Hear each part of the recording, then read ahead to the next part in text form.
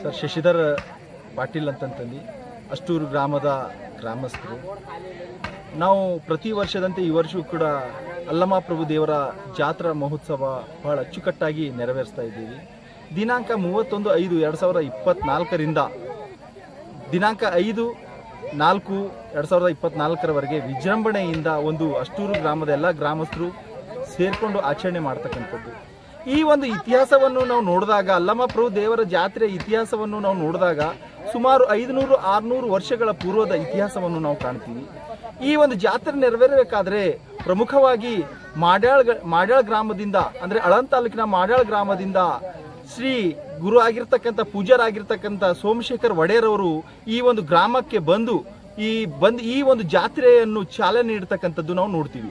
ಅವರ ಒಂದು ಅಮೃತ ಹಸ್ತದಿಂದ ಚಾಲನೆಯ ನಂತರದಲ್ಲಿ ದಿನಾಲು ಸಾಂಸ್ಕೃತಿಕ ಕಾರ್ಯಕ್ರಮ ಹಾಗೂ ಅನ್ನದಾಸೋಹ ಕಾರ್ಯಕ್ರಮ ಮತ್ತು ಪ್ರಭುದೇವರ ಒಂದು ಪೂಜೆ ಕಾರ್ಯಕ್ರಮ ಎಲ್ಲ ಭಕ್ತಾದಿಗಳು ಸಡಗರದಿಂದ ಸಂಭ್ರಮದಿಂದ ಆಚರಣೆ ಮಾಡ್ತಕ್ಕಂಥದ್ದು ನಾವು ನೋಡ್ತೀವಿ. ಅಷ್ಟೇ ಅಲ್ಲ, ಅಷ್ಟೂರು ಗ್ರಾಮದಲ್ಲಿ ಒಂದು ಹಬ್ಬದ ವಾತಾವರಣ. ಯಾಕಂದ್ರೆ ಅಷ್ಟೂರು ಗ್ರಾಮದ ಪ್ರತಿಯೊಂದು ಮನೆಯಲ್ಲೂ ಸಹ ಮನೆಯಿಂದ ಎಲ್ಲ ಮಕ್ಕಳು ಹಿರಿಯರು ಎಲ್ಲರೂ ಸೇರ್ಕೊಂಡು ಬಹಳ ಸಂಭ್ರಮದಿಂದ ಆಚರಣೆ ಮಾಡ್ತಕ್ಕಂಥ ಒಂದು ಹಬ್ಬ ವಿಶೇಷತೆ.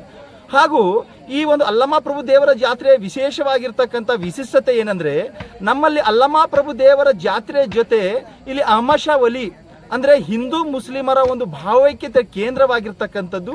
ಆದ್ದರಿಂದ ಇಲ್ಲಿ ಎಲ್ಲಾ ಜಾತಿ ಎಲ್ಲಾ ಜನಾಂಗದವರು ಸೇರ್ಕೊಂಡು ಸಂಭ್ರಮದಿಂದ ಎಲ್ಲರೂ ಕೂಡ್ಕೊಂಡು ಸೇರ್ಕೊಂಡು ಸಂಭ್ರಮದಿಂದ ಆಚರಣೆ ಮಾಡ್ತಕ್ಕಂಥದ್ದು ನಾವು ನೋಡ್ತೀವಿ. ಅದೇ ರೀತಿಯಾಗಿ ಇಲ್ಲಿ ನಾವು ಯಾವುದೇ ರೀತಿಯ ಅಹಿತಕರ ಘಟನೆ ಆಗ್ಲಾರ್ದೆ ಎಲ್ಲ ಗ್ರಾಮಸ್ಥರು ಮತ್ತು ಈ ಜಾತ್ರಾ ಸಮಿತಿಯ ಅಧ್ಯಕ್ಷರಾಗಿರ್ಬೋದು, ಎಲ್ಲ ಅಷ್ಟೂರು ಗ್ರಾಮದ ಗ್ರಾಮಸ್ಥರಾಗಿರ್ಬೋದು ಮತ್ತು ಎಲ್ಲ ಈ ಒಂದು ಮಹೋತ್ಸವದ ಎಲ್ಲ ಕಾರ್ಯಕರ್ತರು ಎಲ್ಲರೂ ಸೇರ್ಕೊಂಡು ಬಹಳ ಅಚ್ಚುಕಟ್ಟಾಗಿ ಈ ಒಂದು ಜಾತ್ರಾ ಮಹೋತ್ಸವ ನೆರವೇರಿಸ್ತಾರೆ ಅಂತಕ್ಕಂಥದ್ದು ನಾವು ನೋಡ್ತೀವಿ ಸರ್. ಈ ಒಂದು ನಾವು ಇಂದಿನ ಒಂದು ಆಧುನಿಕ ಯುಗದಲ್ಲಿ ನಾವು ನೋಡ್ತೀವಿ, ಈ ನಮ್ಮ ಪೂಜ್ಯರಾಗಿರ್ತಕ್ಕಂಥ ಸೋಮಶೇಖರ್ ಒಡೆಯರು ಮಾಡ್ಯಾಳ್ ಗ್ರಾಮದಿಂದ ಪಾದಯಾತ್ರೆಯ ಮೂಲಕ ಅಷ್ಟೂರು ಗ್ರಾಮಕ್ಕೆ ಸುಮಾರು 7 ದಿವಸಗಳ ಕಾಲ ಕಾಲ್ನಡಿಗೆಯಲ್ಲಿ ಬಂದು ಇಲ್ಲಿ ಏನದಂತಂದ್ರೆ ಪೂಜೆ ನಿರ್ವಹಿಸ್ತಾರೆ. ಅದೇ ರೀತಿ ಅವ್ರ ಜೊತೆಯಾಗಿ ಇನ್ನೋರ್ವ ಪೂಜ್ಯರಾಗಿರ್ತಕ್ಕಂಥ ಶ್ರೀಮಂತ್ ಒಡೆಯರ್ ಹೆಬ್ಳಿ ಅವರು ಸಹ ಈ ಒಂದು ಕಾಲ್ನಡಿಗೆಯಲ್ಲಿ ಬಂದು ಅವರು ಸಹ ಈ ಒಂದು ಜಾತ್ರೆಯನ್ನು ಚಾಲನೆ ನೀಡತಕ್ಕಂಥದ್ದು ನಾವು ನೋಡ್ತೀವಿ.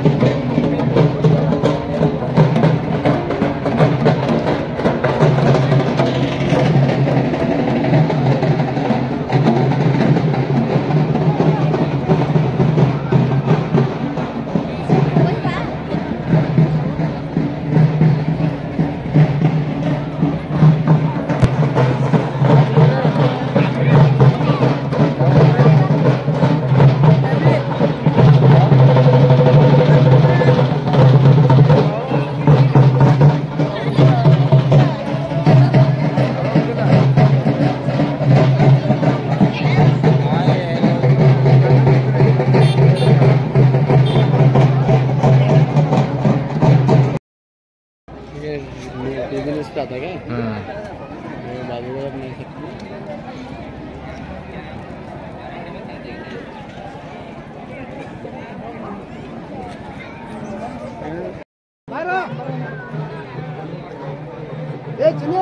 ಮಾಡಲ್ಲ ಕರೆ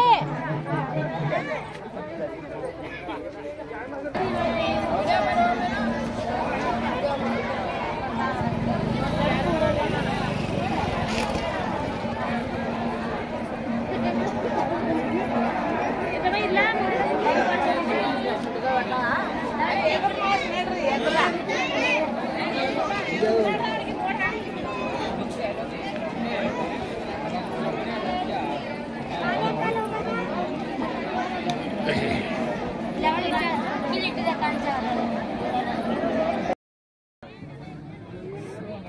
ಪಾದಯಾತ್ರೆ ಮೂಲಕ ಸುಮಾರು 500 ಜನ ನಡ್ಕೊಂಡು ಬಂದರೆ, ಮತ್ತು 5 ದಿನ ಹೋಗುವಾಗ ಮತ್ತು 4 ದಿನ ಈ ಥರ 15 ದಿನ ಜಾತ್ರೆ ಆಗುತ್ತೆ. ಮತ್ತು ಬಸ್ಸಿನ ಮೂಲಕ ಅನೇಕ ಭಕ್ತಾದಿಗಳು ಜಾತ್ರಾ ಕಾರ್ಯಕ್ರಮಕ್ಕೆ ಆಗಮಿಸ್ತಾರೆ. ಮತ್ತು ಇಲ್ಲಿ 5 ದಿವಸ ಪೂಜಾ ಕಾರ್ಯಕ್ರಮ, ದೀಪೋತ್ಸವ, ಗಂಧ, ಪಟಾಕ್ಷಿ ಈ ಥರ 5 ದಿನ ಕಾರ್ಯಕ್ರಮ ನಡೀತದೆ. ಕಾರ್ಯಕ್ರಮಕ್ಕೆ ಎಲ್ಲ ಭಕ್ತಾದಿಗಳು ಏನು ಆಗಮಿಸ್ತಾರೆ ಅವರಿಗೆಲ್ಲ ಅಲ್ಲಮ ಪ್ರಭು ದೇವರ ಸುಖ, ಶಾಂತಿ, ನೆಮ್ಮದಿ ಕೊಡಲಿ ಅಂತ ದೇವತೆಗಳ ವತಿಯಿಂದ ನಾವು ಹಾರೈಸ್ತೀವಿ ಎಲ್ಲ ಜನ. ನಾವು ಮಾಡ್ಯಾಳ ಗ್ರಾಮದಿಂದ ಇಲ್ಲಿಗೆ ಪಾದಯಾತ್ರೆ ಮೂಲಕ 5 ದಿನಗಳ ಪರ್ಯಂತರ ಬರುತ್ತೇವೆ. ಹಾದಿಯಲ್ಲಿ ಬರುತ್ತಾ ದಾರಿಯಲ್ಲೆಲ್ಲ ಪ್ರಸಾದ ವ್ಯವಸ್ಥೆ ಇರುತ್ತೆ. ಇಲ್ಲಿ ಕೂಡ ಅಷ್ಟು ಗ್ರಾಮದವರು ಪ್ರತಿಯವರೆಲ್ಲ ಮನೆಯವರೆಲ್ಲ ಕೂಡಿ ವ್ಯವಸ್ಥೆ ಮಾಡ್ತಾರೆ. ದಾಸೋಗ ಇರುತ್ತೆ. ಇಲ್ಲಿ ಭಕ್ತಾದಿಗಳೆಲ್ಲರೂ ದಾಸೋಗ ಪ್ರತಿದಿನ ಅವರು ಮುಂಜಾನೆ ಬರೋ ಸಾಯಂಕಾಲ ಕೊಡ್ತಾರೆ. ದೀಪ, ಗಂಧ, ಪಟಾಕ್ಷಿ 5 ದಿನ ಇರುತ್ತದೆ. ವರ್ಷಗಳಿಂದ ಈಗ 700-800 ವರ್ಷಗಳಿಂದ ಜಾತ್ರೆ ನಡೀತಾ ಇದೆ ಸರ್. ಚಾನಲ್ದವರು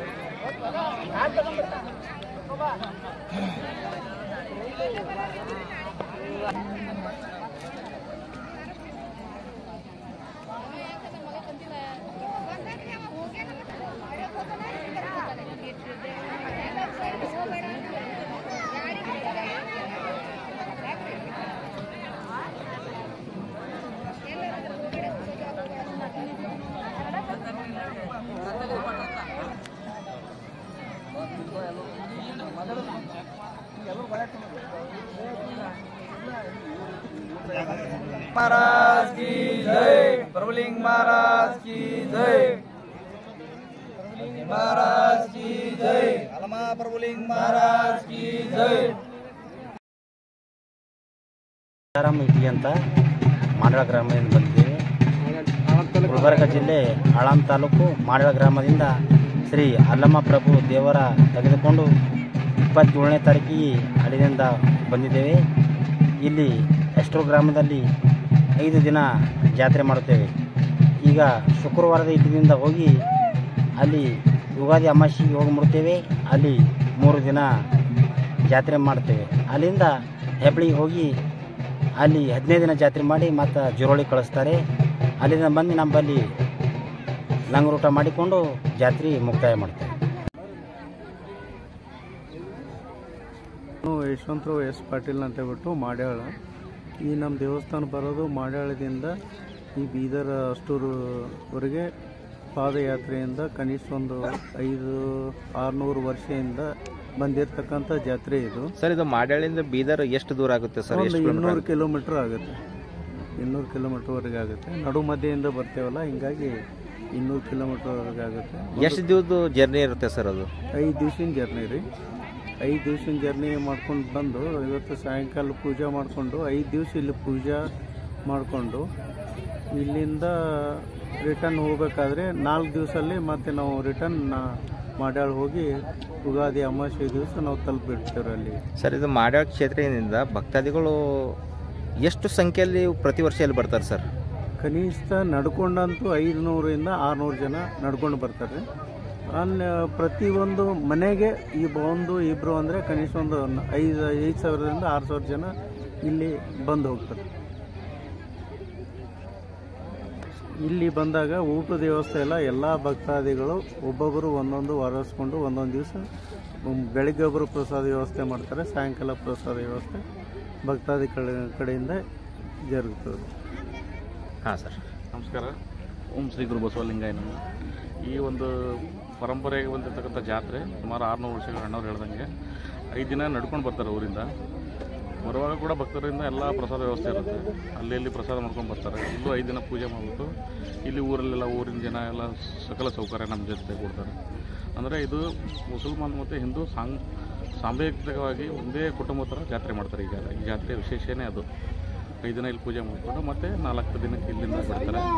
4ನೇ ದಿನಕ್ಕೆ ಅಮಾವಾಸ್ಯೆ ದಿನ ನಮ್ಮಲ್ಲಿ ಬಂದ್ಬಿಟ್ಟು ನಮ್ಮ ಊರಲ್ಲಿ ಮತ್ತೆ ಗಂಧ, ಪಟಾಕ್ಷಿ, ದೀಪ ಅದೆಲ್ಲ ಒಂದು 5 ದಿನ ನಮ್ಮಲ್ಲಿ ಒಂದು 2-3 ದಿನ ಜಾತ್ರೆ ನಿರಂತರವಾಗಿ ನಡೀತಾ ಬಂದಿದೆ.